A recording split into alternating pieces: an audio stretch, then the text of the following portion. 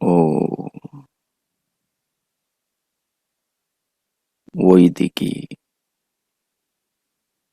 अमृत ध्यान साधना प्रभात सत्संग में आप सभी साधक साधिकाओं का, उपासक उपासिकाओं का हार्दिक स्वागत है।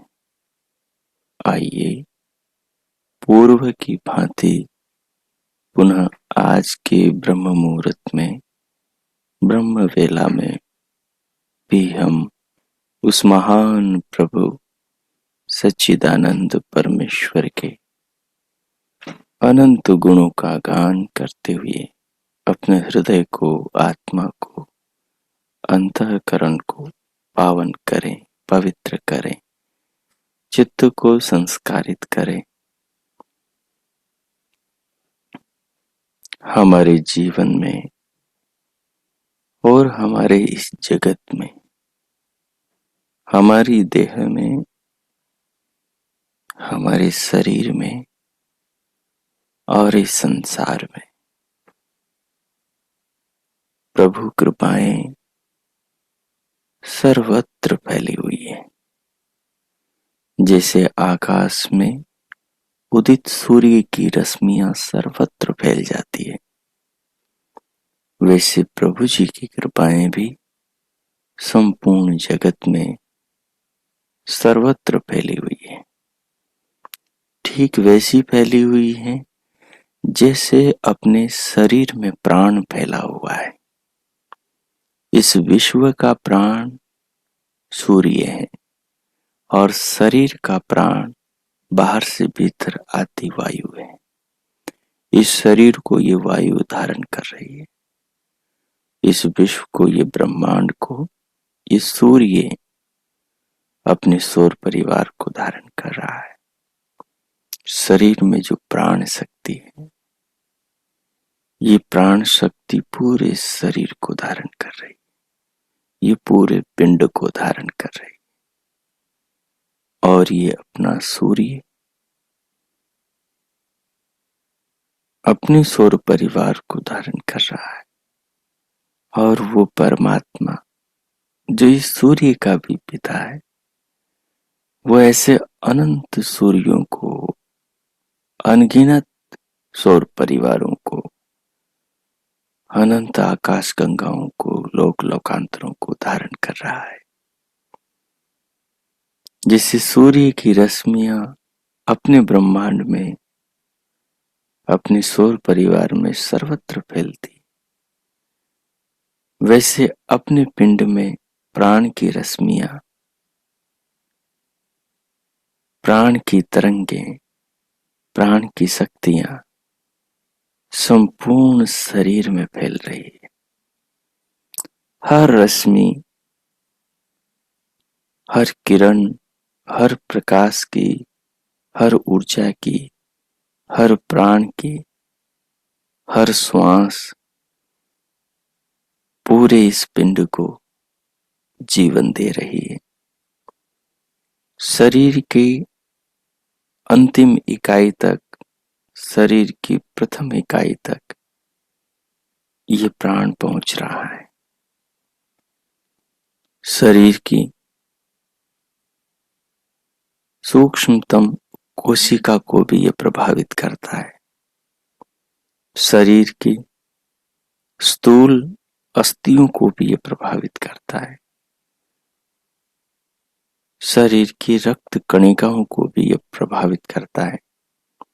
शरीर की 72,000 नसनाड़ियों को ये प्रभावित करता है। शरीर के सूक्ष्म शरीर को ये प्रभावित करता है। ये प्राण इस पिंड में जो बाहर से भीतर आ रहा है, ये पूरी देह को जीवन दे रहा है और इस प्राण का पिता परमात्मा इसका प्रबंध कर रहा है। सौर परिवार में सूर्य का पिता और पिंड में इस प्राण का पिता एक ही है, परमात्मा सच्चिदानंद प्रभु। हम उन महान प्रभु को उनकी कृपाओं में देखें, उनके महान स्नेह को हम उनकी कृपाओं में देखें, उनके अनुपम प्रेम को, प्यार को, करुणा को हम भगवान के रचित, निर्मित, सृजित पदार्थों में देखें कि देखो प्रभु ने क्या क्या रचा है, प्रभु ने क्या क्या जगत में बनाया है, प्रभु ने कैसी अद्भुत चीजों का सृजन किया है। हमारे शरीर का, इसका कितना अद्भुत निर्माण प्रभु ने किया है कि हम संसार के हर मनोरथ को इस शरीर से सिद्ध कर सकते हैं, कि हम संसार की उच्चतम उपलब्धियों को इस देह से पा सकते हैं, कि हम संसार रूपी भवसागर को शरीर रूपी नौका में बैठ कर के पार कर सकते हैं। बस इस शरीर को, इसमें बैठे नाविक आत्मा को, मल्लाह को ज्ञान की जरूरत है। ऐसे ज्ञान की जरूरत है कि संसार रूपी भवसागर को पार करते हुए जहां भी भंवर आए, उन प्राणघाती जीवन हरण करने वाले भंवरों से ये इस नौका को, शरीर को बचाता हुआ निकल जाए, क्योंकि ये शरीर ही खलु धर्म साधनम, ये शरीर ही धर्म का साधन है। यही अभ्युदय और निःश्रेयस का साधन है और यही मनुष्य का धर्म है, यही मानव का धर्म है कि वो इस नौका में बैठकर अभ्युदय के साथ निःश्रेयस की ओर भी बढ़े। भौतिक जीवन के सुखों को प्राप्त करते करते वो अभौतिक आत्म तत्व, अपनी आत्मा के कल्याण के बारे में भी सोचे। सो आइए, प्रभु तो दीन दयाल है, वे तो करुणा सिंधु है, वे तो प्रेम के अनंत सरोवर है, वो तो शांति के सागर है। उस करुणा सिंधु भक्त वत्सल भगवान से अपनी आत्मा को हम जोड़कर अपने हृदय को, अंतःकरण को पावन करें, पवित्र करें, कि ये जीवन प्रभु का पात्र बन जाए। अपने होठ, अपनी रसना, अपना मन और हृदय प्रभु के विचारों को, अर्थात उनकी ऋचाओं को, वेद मंत्रों को गाने में, गुनगुनाने में, सोचने में, विचारने में समर्थ हो जाए। असली आनंद वहां है जहां प्रभु है। प्रभु सच्चाई में है, प्रभु नेकी में है, प्रभु धर्म में है, प्रभु ईमानदारी में, प्रभु कर्तव्य कर्म में, प्रभु मानवता में, प्रभु वेद में, वेद के आदेश में, वैदिक जीवन में रमा है, तो हम जीवन को वैदिक बनाए, हम जीवन को श्रेष्ठ बनाए, हम जीवन को उत्तम बनाए, हम जीवन को महान बनाए। क्यों प्रभु मिलेंगे तो उत्तम भावनाओं में मिलेंगे, प्रभु मिलेंगे तो उत्तम अंतःकरण से मिलेंगे, प्रभु मिलेंगे तो उत्तम संस्कारों से मिलेंगे, प्रभु मिलेंगे तो उत्तम पावन हृदय के बन जाने से मिलेंगे। तो वातावरण हम बनाए तो प्रभु जरूर मिलेंगे। प्रभु दूर नहीं, प्रभु तो सदैव हमारे साथ है, उनसे अधिक निकट तो और कोई नहीं है, वे ही सर्वाधिक हमारे अत्यंत करीब है। हमारी प्रभु से दूरी अपनी कमी की वजह से है, वो कमी अज्ञान के कारण है। भगवान से दूरी समय की नहीं है, भगवान से दूरी स्थान की नहीं है, भगवान से दूरी ज्ञान की है। हमारे पास अज्ञान है इसलिए ये दूरी, क्योंकि हम अज्ञान के अनुसार सोचते, मिथ्या ज्ञान है उसके अनुसार सोचते, भ्रांतिपूर्ण ज्ञान है, उस मिथ्या ज्ञान को हम शुद्ध ज्ञान सही ज्ञान मानते, उसके अनुसार हमें जो दिखता सुनता समझ में आता वो ही वैसा ही जीवन जीते। पर अब हम प्रभु के ज्ञान में विचरण करेंगे, प्रभु के वेद ज्ञान के अनुसार जीवन जिएंगे, चीजों के बारे में सोचेंगे, विचार करेंगे, मनन करेंगे, ध्यान करेंगे, उपासना करेंगे।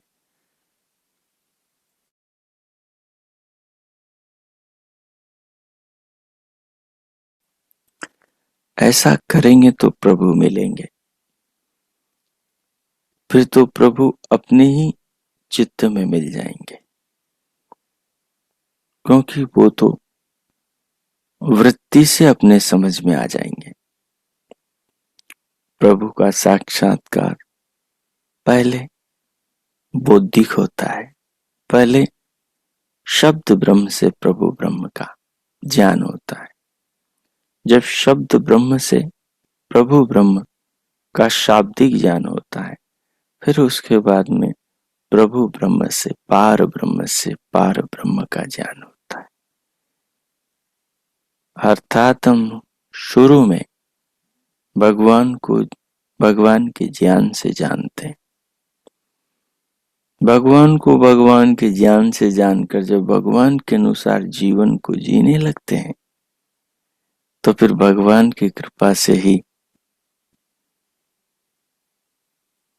भगवान से हम जुड़ जाते हैं, और भगवान की कृपा से ही हमारी आत्मा स्वयं को और भगवान को भी जान लेती है, जिसे असंप्रज्ञात समाधि, निरुद्ध समाधि कहते हैं। उसमें परंतु लंबी यात्रा है, वो कैसे होगी पूरी? भवसागर पार करना है, नौका अपने पास में है, किसी की 20 साल पुरानी, किसी की 40 साल, किसी की 80 साल पुरानी जर्जर अपनी नौका है। नौका में बहुत सारी शक्तियां दुर्बल है, अब कैसे करेंगे? इस नौका को भी दृढ़ रखना है, नौका की कमियों को दूर करते रहना है। ये नौका प्रभु से मिलाने वाली, इस नौका के प्रति बहुत प्यार, बहुत सम्मान, बहुत आदर होना चाहिए। नौका के रंग रूप पर मत जाओ, नौका के बनावट पे मत जाओ, नौका में जो शक्तियां हैं जो मनोरथों को पूर्ण कर सकती है, उन शक्तियों के बारे में सोचो। उन शक्तियों का आदर करो, उनका सम्मान करो। वो अपने को लक्ष्य तक पहुंचा सकती है। अपना लक्ष्य क्या है? पहला लक्ष्य अपने तक आना है। अपने तक आने का मतलब स्वयं को पाना है, स्वयं को जानना, अनुभव करना है। जब स्वयं को पालेंगे, स्वयं को जान लेंगे, मतलब स्वयं को अनुभव कर लेंगे, तब प्रभु के द्वार खुल जाएंगे। क्योंकि स्वयं को जो जानता है वो बहुत पवित्र हो जाता है, वो बहुत निर्मल हो जाता है, वो बहुत शुद्ध पावन हो जाता है।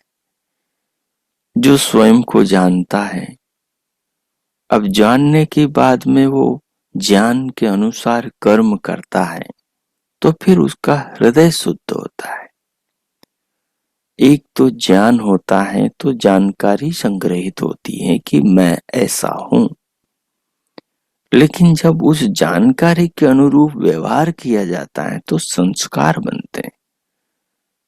फिर वो संस्कारों से परीक्षा होती कि हाँ मैं ऐसा ही हूं। जब संस्कारों से अपने ज्ञान की परीक्षा साधक कर लेता है और परीक्षा में पास हो जाता है, मतलब अपने जान आत्मा को पक्का जान लेता है। तो आत्मा को जब शाब्दिक रूप से जानता है, प्रथम तो ज्ञान शाब्दिक ही होता है, फिर शाब्दिक ज्ञान को जब व्यवहारिक रूप दिया जाता है, जब उसको क्रिया में लाया जाता है, जिसको क्रिया योग बोलते हैं, क्रिया में लाया जाता है शाब्दिक ज्ञान को, तो फिर उस शाब्दिक ज्ञान के जरिए उस वस्तु तत्व का साक्षात्कार शाब्दिक होता है, पर वो बुद्धि के विवेक से इतने उच्च स्तर पर होता है कि संदेह मिट जाते हैं। तो जब इस रीति से आत्म तत्व का साक्षात्कार साधक को हो जाता है, तो फिर परमात्म तत्व को जानने का द्वार खुल जाता है। जब आत्म तत्व को शाब्दिक तौर पर जान लिया जाता है और जान करके ज्ञान के अनुरूप व्यवहार किया जाता है, ये जो व्यवहार है आत्म तत्व को जानने के बाद में जो साधकों के द्वारा किया जाता है, ये व्यवहार विद्या से युक्त, ये तत्व ज्ञान से युक्त होता है। इस व्यवहार में मोह ममता राग द्वेष नहीं होता। इस व्यवहार में ईर्ष्या द्वेष छल कपट नहीं होता। इस व्यवहार में चालाकी कुटिलता चालबाजी नहीं होती। इस व्यवहार में लोभ लालच नहीं होता। इस व्यवहार में फ्रेब धोखा मन में मैल नहीं होता। इस व्यवहार के अंदर जैसा जाना आत्मा को वैसा व्यवहार हो जाता है। आत्मा को जान लिया कि आत्म तत्व तो निराकार है, बाकी शरीर मन इंद्रियां अंतकरण वगैरह सब प्रकृति से बने पदार्थ सब तो साकार है। जब ऐसा जान लिया तो उसके बाद में भेद खुल जाता है। फिर वो व्यवहार को बदल लेता है। फिर वो प्रकृति के प्राकृतिक वस्तुओं के पीछे बिना विवेक के नहीं भागता। फिर वो अर्जन करता है, लेकिन आवश्यकता के अनुसार।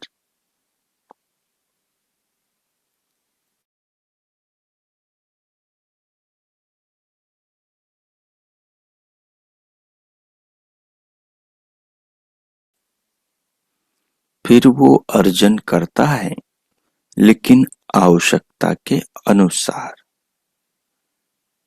फिर वो समय का दुरुपयोग नहीं होने देता, क्योंकि समय तो अनमोल रतन है जीवन में। समय ऐसी संपदा है मानव की जो जीवन में उसे मिलती है प्रभु से, और वो समय ऐसी संपदा है कि उसके बीत जाने पर उससे अर्जित तमाम संपदाओं से समय नहीं मिला जा सकता, समय को खरीदा नहीं जा सकता। और वो समय सबको फ्री में मिलता है, वो राजा हो रंक हो, वो निर्धन हो धनवान हो, वो सुंदर हो कुरूप हो, वो गरीब हो अमीर हो, प्रभु किसी के साथ भेदभाव नहीं करते। समय सबको देते हैं, नौका सबको देते हैं, वेद का ज्ञान सबको देते हैं। अब कौन इस नौका को वेद के ज्ञान के अनुसार संसार रूपी भव सागर से पार करने के लिए चलाएगा? ये व्यक्ति के ऊपर निर्भर है, क्योंकि समय का सदुपयोग तो उसी का होता है जो वेद का प्रभु का मार्ग चुन लेता है, इस ज्ञान को पा लेता है। इस ज्ञान को पा लेता है। तो पहला तो ज्ञान जो होगा वो शाब्दिक ज्ञान होगा। शाब्दिक ज्ञान के होने से जब व्यक्ति का व्यवहारिक ज्ञान सुधरेगा, जब उसमें यमों को जीवन में जीने का भाव अवतरित होगा और उस पर वो जीवन जीने लगेगा, यमों के ऊपर, अहिंसा पर, सत्य पर, ईमानदारी पर, ब्रह्मचर्य पर और अपरिग्रह पर, जब इन पर जीवन उसका चल पड़ेगा, जब उसके पास यम और नियम के दो चप्पू आ जाएंगे। चप्पू जो नौका को खेने वाले के पास में दो लाठियां होती हैं, दो हाथ होते हैं, जिससे वो पानी को पीछे धकेलता और नौका को आगे भगाता है। तो ठीक ये जो दो चप्पू हैं, ये यम और नियम है, यम और नियम है। और जो अंदर इसमें इस नौका को चलाने वाला जो मल्लाह है, जो सारथी है, उसके पास वो बुद्धि है, उसके पास जब वेद का ज्ञान होता है तो उसके चप्पू इस ज्ञान के अनुसार संसार रूपी सागर में चलते हैं, इस शरीर को चलाते हैं, उत्तम दिशा में लेकर आगे बढ़ते हैं।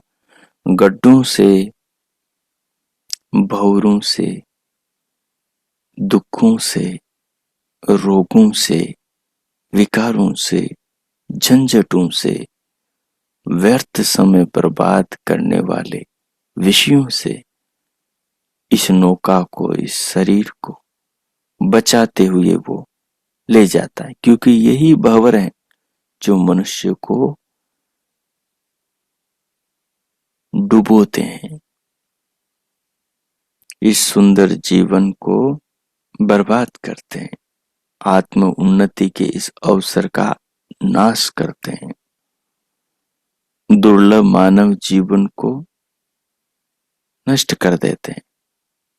कौन? ये जो छिद्र है, ये जो भंवर है, ये जो ऐसे अवसर हैं जहां जाकर मनुष्य फिसल जाता है, लोभ में फिसल जाता है, लालच में फिसल जाता है, राग में फिसल जाता है, मोह में मारा जाता है और द्वेष में दैत्य खूंखार राक्षस बन जाता है।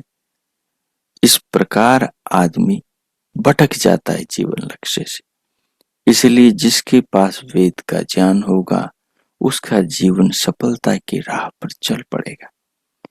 तो पहले तो जानेंगे आत्मा को, आत्म स्वरूप का जब ज्ञान होगा तो फिर व्यवहार सब ठीक होंगे फिर ज्ञान के अनुरूप व्यवहार होंगे। पर जरूरी नहीं ज्ञान हो गया और व्यवहार ज्ञान के अनुरूप हो, तो ऐसे लोगों को फिर आत्मा का तत्व ज्ञान नहीं होगा। जब ज्ञान के अनुरूप व्यवहार होगा कि आत्मा तो निराकार है, आत्मा तो मरता नहीं है, आत्मा के साथ तो संस्कार जाते हैं अच्छे बुरे कर्मों के, और उन्हीं के अनुसार आत्मा को तो आगे फिर ये शरीर मिलना है, लेकिन कर्म जैसे होंगे शरीर वैसा मिलेगा। तो इस तत्व को जान लेने वाला कर्मों को सुधार लेता है, वो एक भी कर्म बुरा नहीं करता, वो किसी की उधारी लेकर नहीं चलता, सबका चुकाता जाता है, पूरे बोझ उतार के जाता है, निर्भर होकर ही उधर जाया जा सकता है। तो जीवन बड़ा अनमोल है। पहले हम इस तत्व को जान लें कि अपने को ज्ञान प्राप्त करना है। दूसरी बात, ज्ञान के अनुसार जीवन को जीना है। तो फिर प्रभु प्रसन्न होंगे। प्रभु को प्रसन्न करने का एक ही तरीका है कि प्रभु ने जो ज्ञान दिया है उस ज्ञान के अनुसार जीवन को जियो। यही प्रभु को पाने का रास्ता है। इसी से प्रभु प्रसन्न होंगे। और जो कहा है ईश्वर प्रणिधानात वाह, उसमें भगवान व्यास ने जो कहा है कि जो प्रभु को अनुकूल कर लेता है, प्रभु उसकी समाधि, प्रभु उसके लिए मुक्ति का द्वार, प्रभु उसको आत्म साक्षात्कार और स्वयं के परमानंद का साक्षात्कार भी करा देते हैं। पर किनको? जो प्रभु को प्रसन्न करता है। प्रभु प्रसन्न कब होंगे? प्रभु के दिए ज्ञान के अनुसार जब हम अपने जीवन को जिएंगे तो प्रभु प्रसन्न होंगे। अर्थात जो निंदनीय वस्तुओं में, जो गलत चीजों में, जो सिद्धांत विरुद्ध राग है उसको छोड़ देंगे। जो सिद्धांत विरुद्ध द्वेष है उसको छोड़ देंगे। और सिद्धांत विरुद्ध जो मोह है उसका त्याग कर देंगे। तो फिर हमें प्रभु उस द्वार की ओर ले जाएंगे जहां से सत्य का साक्षात्कार होगा। हम अपने मोह में दूसरों से द्वेष करते, हम एक को अपना मानते हैं, दूसरे को पराया मानते हैं। यहीं पर आकर राग द्वेष खड़ा होता है और राग द्वेष करते हुए राग द्वेष के संस्कार बनते हैं। यही संसार का रास्ता हमें दिखाते। तो इसलिए इस तत्व पर विचार करेंगे कि प्रभु सर्वत्र फैले हुए हैं। प्रभु अंदर बाहर सर्वत्र हैं। प्रभु के साथ हमारी दूरी ज्ञान की है, स्थान की नहीं है। तो प्रभु तो हमारे अंदर बाहर सर्वत्र है। जिधर भी नजर जाएगी, जिधर भी दृष्टि, जिधर भी चक्षु जाएंगे, जिधर भी ध्यान जाएगा, उधर प्रभु का ही दर्शन उनके बनाए पदार्थों की ओट में होगा। वो विवेक के चक्षु से होगा। जिसने विवेक के चक्षु प्राप्त कर लिए हैं उसको इसी संसार में प्रभु के दर्शन होंगे। उसके लिए यही संसार आत्म कल्याण के सोपान प्रदान कर देगा। इन्हीं फल सब्जियों को खाने से, इन्हीं दूध घृत का सेवन करने से, इसी सूर्य के प्रकाश में जीवन को जीने से हमें प्रभु मिल जाएंगे। कुछ भी नहीं बदलेगा, केवल दृष्टि बदलेगी, केवल समझ बदलेगी, केवल जीवन जीने की शैली बदलेगी। वो शैली वैदिक शैली है। वो शैली जीवन के निर्माण की शैली। उसी शैली को हमारे पूर्वजों ने, जिस जीवन शैली से प्रभु मिलते हैं, आत्मा का साक्षात्कार, परमात्मा की प्राप्ति होती है, हमारे पूर्वजों ने उसी जीवन शैली को हमें बताया है। वो जीवन शैली अत्यंत अद्भुत जीवन शैली, उसको पाकर तो मनुष्य का मंगल हो जाता है। उस जीवन शैली को अपना कर मनुष्य के कल्याण हो जाता है। सारे मंगल के द्वार खुल जाते हैं। वो सारे अमंगलों का नाश कर देती है वो जीवन शैली। जैसे मनुष्य अपनाता है वो वैदिक जीवन शैली है। वो प्रभु के ज्ञान के अनुसार निर्मित हुई आत्म कल्याण की पगडंडी है। वही मोक्ष की पगडंडी है। उस मोक्ष की पगडंडी को हम निरंतर विचार कर रहे हैं। भगवान का जो यजुर्वेद का ज्ञान है, उसमें जो 40वें अध्याय में आत्मनि सूक्त है, उस आत्मनि सुक्त में जो आत्म कल्याण की पगडंडी, आत्मा को तमाम दुखों से, बंधनों से आजाद मुक्ति दिलाने वाली जो मोक्ष की पगडंडी, उसका हम विचार कर रहे हैं। और उसी भगवान के ज्ञान को महर्षि कण्व मुनि ने जीवन में जिया। जीवन में जीकर उन्होंने भी उस बात को कहा कि मैंने इसका साक्षात्कार किया, और गहन तत्व की बातें उन्होंने बताई। हम उसी का अध्ययन करते चले आ रहे हैं। अब आज हम पढ़ेंगे कि वो जो जीवन शैली है, जिस जीवन शैली को अपनाने से इसी जगत में प्रभु मिल जाते हैं, इसी जगत में प्रभु के साथ में अपनी आत्मा का जुड़ाव हो जाता है, इसी जीवन के अंदर मनुष्य अपना कल्याण कर लेता है और समस्त भावी दुखों से अपने आप को बचा लेता है।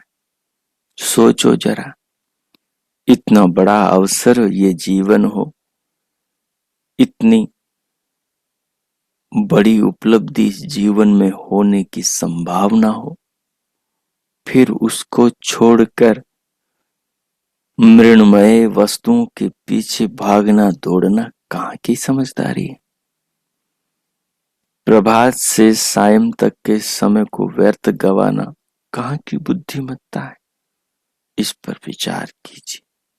ये कितनी अद्भुत चीज है कि जो मोक्ष की पगडंडी है, जो आत्म कल्याण का सुपथ है, वो प्रभु का वेद मार्ग है। और यजुर्वेद में कर्म का उपदेश है, ज्ञान के साथ कर्म का उपदेश है। ऋग्वेद में ज्ञान का उपदेश है, यजुर्वेद में कर्म का प्रधान उपदेश है। ऋग्वेद के सारे ज्ञान के अनुसार यजुर्वेद के कर्म को करना, तब सामवेद का जो सुख है उपासना का, वो मिलता है। जब उपासना के आनंद में साधक तरबतर होता है, तो फिर अथर्ववेद वाला तत्वों का विशिष्ट विज्ञान का बोध होता है, जिससे मुक्ति परमानंद की प्राप्ति होती। तो ये जो आत्म कल्याण की मोक्ष की पगडंडी आत्मनि सुक्त है, उसमें जो अगला अपना श्लोक है, 11वां अपना पाठ है, ये बड़ा ही अद्भुत है। तो उसको समझने से पूर्व अपने आप को इस चिंतन से गहराई से जोड़ लें। आप इस तत्व को गहराई से समझ लें कि ज्ञान तो शब्द ब्रह्म है। उस शब्द ब्रह्म के जानने का उद्देश्य पर ब्रह्म को जानना है। ब्रह्म जो शब्द है, ब्रह्म का मतलब होता है ज्ञान, ब्रह्म का मतलब होता है महान वस्तु, ब्रह्म का मतलब होता है अद्भुत विलक्षण वस्तु। तो अद्भुत ज्ञान परमात्मा का वेद में है, तो वेद ज्ञान भी ब्रह्म है। वेद ज्ञान से जो संसार को जाना जाता है, जो महान वस्तुओं को जाना जाता है, वो भी ब्रह्म है। आत्मा भी एक दृष्टि से ब्रह्म है। जो महान वस्तुएं हैं वो सब ब्रह्म है, और जो पार ब्रह्म, परम ब्रह्म, ब्रह्म परमात्मा है, वो भी ब्रह्म है। तो इस शब्द ब्रह्म से उस परम ब्रह्म को जाना जाता है। शब्द ब्रह्म से उस परम ब्रह्म के बीच के जितने भी पदार्थ हैं, उन सबको भी जाना जाता है। तो हमारे सन्मुख आने वाला जो अगला श्लोक है, वायुरनीलम अमृतम अथेदम भस्मांतम शरीरम ओम कृतो स्मर कृतम स्मर कृतम स्मर। ये जो श्लोक है, ये बड़ा ही अद्भुत श्लोक है। ये मोक्ष की पगडंडी बताने वाला, मोक्ष की पगडंडी पर चलाने वाला, मोक्ष की पगडंडी को प्रकाशित करने वाला है। तो अपनी धारणाओं को, अपनी भावनाओं को, अपने हृदय आत्मा को इस तत्व पर संकल्पित करें कि ज्ञान को केवल विवेक का, ज्ञान को केवल विचार का, ज्ञान को केवल चीजों को समझने का ही उद्देश्य नहीं बनाएंगे। ज्ञान को जीवन में व्यवहारिक बनाने का उद्देश्य लेकर चलेंगे तो जीवन में सफलता मिलेगी। सो आइए, अब जो परमात्मा की कृपाएं इस जीवन में सर्वत्र विचरण कर रही है, सूर्य की रश्मियों की तरह प्राण की रश्मियां पूरे शरीर में दौड़ रही है, जो जीवन अपने को दे रही, जो सारे संसार को धारण कर रही। इन कृपाओं को ध्यान में रखते हुए भगवान का धन्यवाद करें। बाहर से भीतर आते प्राणों को अनुभव करें।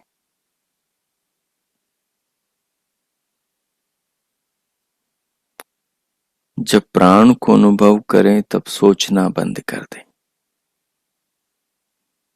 प्राण को धीरे धीरे बाहर से भीतर ले।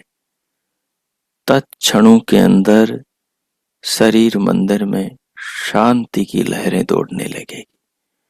पूरा नभोमंडल मस्तिष्क शांत हो जाएगा। अंतकरण, हृदय, मन, बुद्धि, चित्त सब शांत हो जाएंगे। बस विचार छोड़ करके शांत होकर धीरे धीरे बाहर से भीतर श्वास लें और उसे अनुभव करें।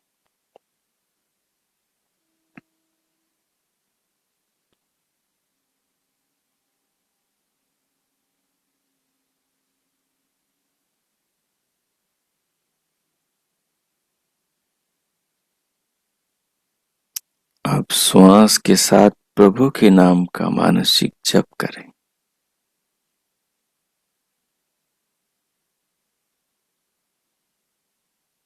साथ में दिव्य नाद भी सुनाई देगी, तो दिव्य नाद को भी सुने दोनों कानों के आकाश में। दिव्य प्रकाश को भी देखें प्रकृति के अंदर।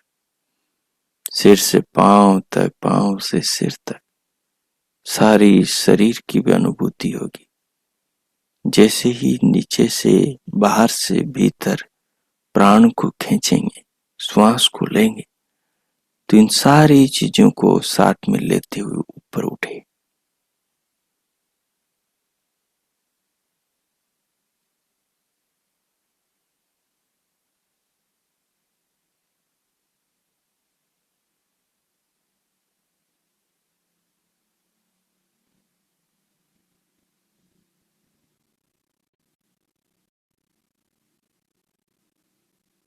श्वास को भर के सारी अनुभूतियों से स्वयं को जोड़ के और फिर प्रभु का नाम प्राण को रोक के भी जपना है। और उस समय जो मनोस्थिति है, जो देह में अंतकरण की और आत्मा की स्थिति, उसे अनुभव करना है। कीजिए।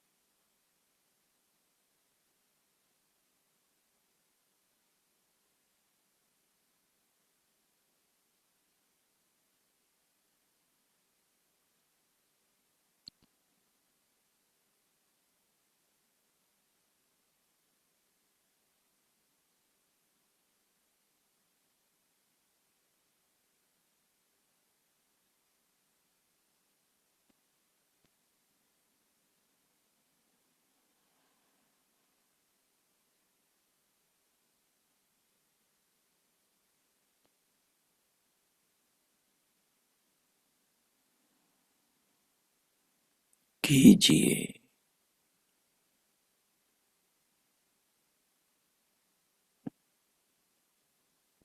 प्राणों की अनुभूति को कीजिए। दिव्यनाथ दिव्य प्रकाश पूरे सिर से पांव तक के शरीर की अनुभूति को कीजिए। कीजिए। प्रभु नाम के मानस जप की अनुभूति को कीजिए। कीजिए। इन सब को अनुभव करने वाले अपने आत्म तत्व को अनुभव कीजिए।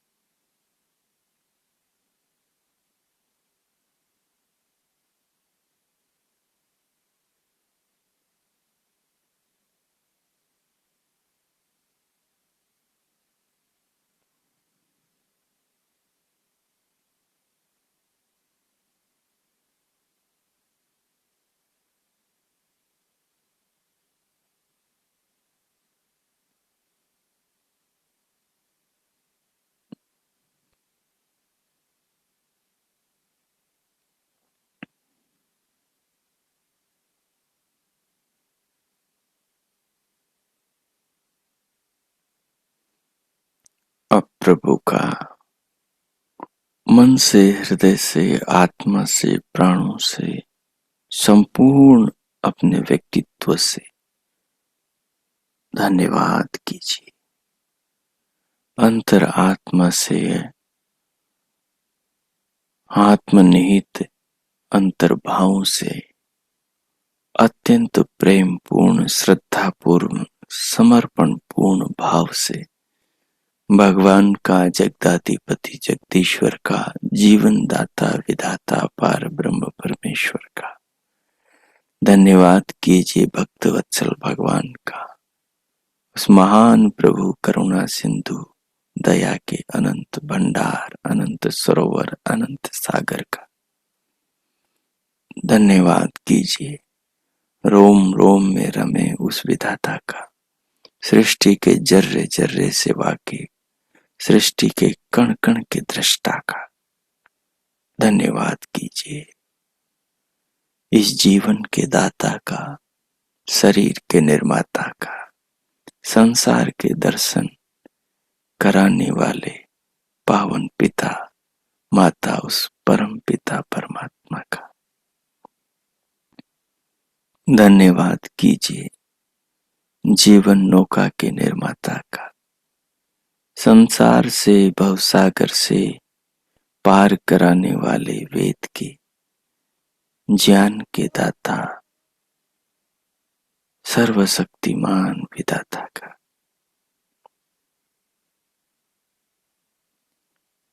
प्रभु का धन्यवाद कीजिए।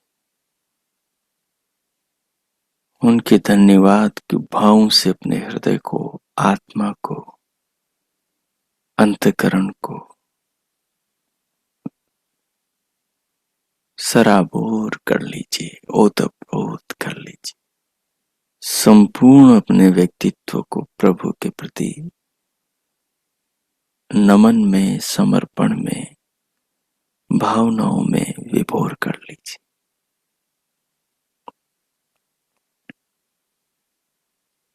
अपने पास जीवन में जो भी कुछ है सब प्रभु का है, सब प्रभु का है। समय हो, शरीर हो, संसार हो, पांव हो, हाथ हो, आंखें हो, कान हो, वाणी हो, मन हो, बुद्धि विवेक हो, इनसे प्राप्त संपदा संपत्ति हो, सब प्रभु का है। सुंदर शरीर, सुंदर संसार, सुंदर खाने पीने की सब चीजें, सब प्रभु का है। हम भी प्रभु के। हमारी आत्मा को छोड़कर सब प्रभु का है। आत्मा से अत्यंत प्रेम करने वाला परमात्मा है। परमात्मा से बढ़कर अपनी आत्मा से कोई प्रेम नहीं करता। आत्मा को सबसे ज्यादा जानता परमात्मा है। आत्मा को सदैव अपने प्यार में, अपने प्रेम में, अपनी व्यवस्था में रखने वाला परमात्मा है। सो उस परम परमात्मा प्रभु के, भगवान सच्चिदानंद परमेश्वर के प्रति अपने आप को समर्पित करते हुए 2 मिनट उसमें डूब जाएं। भगवान के साथ अपने हृदय के भावों को साझा करें। प्रभु सुन रहे हैं, वो जान रहे हैं, वो सबके ज्ञाता दृष्टा है, अनुभविता है। जैसे हमारी आत्मा अपने शरीर को, प्राणों को, जीवन को, सबको अनुभव करती है, वैसे ही सारे विश्व को, तमाम पदार्थों को, संपूर्ण प्राणियों को, उनकी आत्मा को प्रभु जानते हर पल। इन क्षणों में हमें भी जान रहे। विश्वम शृणोति पश्यति।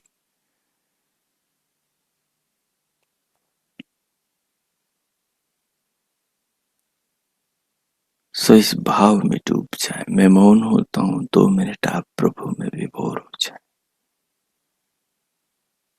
ओ कीजिए।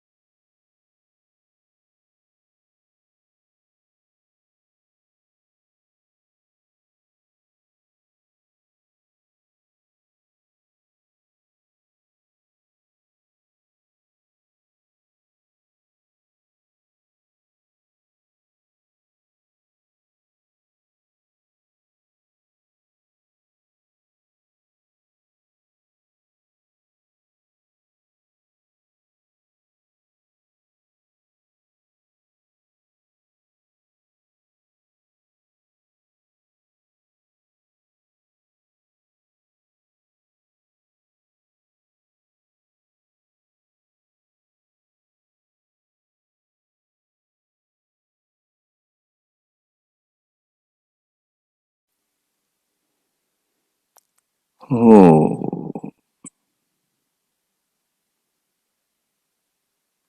ओ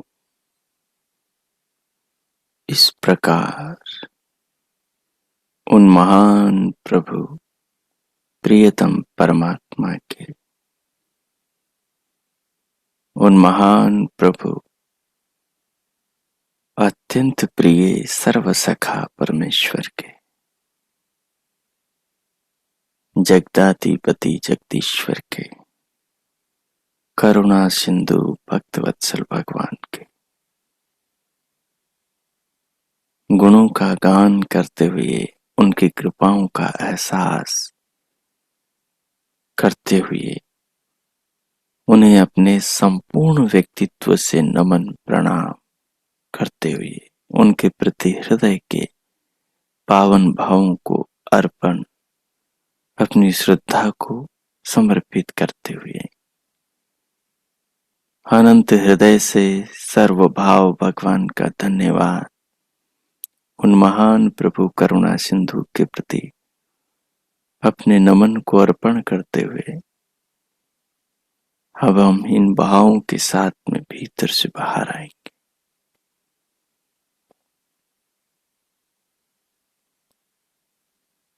इन भावों में स्वयं को बनाए रखें। अब हम शांति पाठ करेंगे।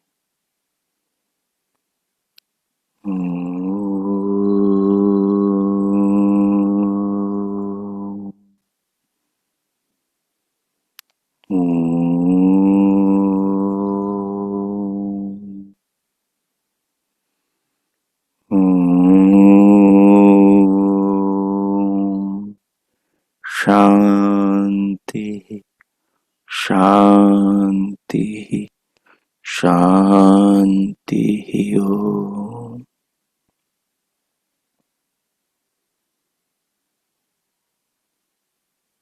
आप सबका आज का दिन शुभ हो, मंगलमय हो। प्रभु सबका मंगल करे, सबके लिए हृदय से परमानंद परमेश्वर से बहुत बहुत मंगल कामनाएं।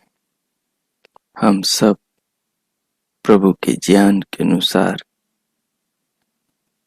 जीवन को जिए, इस मोक्ष की पगडंडी को, आत्म कल्याण के सुपथ वेद पथ को न भूलें। इसके अनुसार जीवन का सुंदर उत्तम श्रेष्ठ निर्माण करें। अपना, स्वयं का, अपने परिवार का, देश राष्ट्र और विश्व का मंगल करें। सबके लिए स्वयं को उदाहरण बनाएं और जीवन का अत्यंत मंगलमय और आनंदमय सृजन करके इस जीवन को पूर्ण आनंद के साथ व्यतीत करें। जीवन को धन्य करें, उसको अनुभव करें। परमात्मा हमें ऐसा जीवन दे, परमात्मा की दी शक्तियों और इस शरीर से, ज्ञान से हम जीवन को परमात्मा के उपदेशों के अनुरूप बनाएं। इति ओम। बहुत शुभकामनाएं। अब इन भावों के साथ भीतर से बाहर आएंगे, अंतर जागरूकता को बाहर देह पर लाएंगे। दोनों हथेलियों का परस्पर घर्षण करेंगे।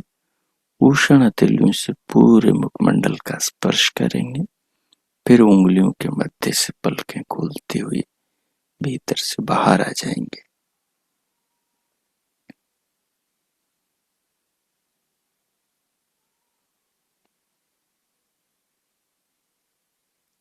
ओ, अब हम कल से ईशोपनिषद के 11वें पाठ को भगवान के नाम का स्मरण करते हुए कैसे जीवन का मंगल और कल्याण किया जाता है, जिस श्लोक में मोक्ष की पगडंडी का विस्तार पूर्वक वर्णन है कि कैसे जीवन के समग्र स्वरूप को अपनी दृष्टि में लेकर मनुष्य को आत्म कल्याण के पथ पर चलना चाहिए, उस पर विचार करेंगे।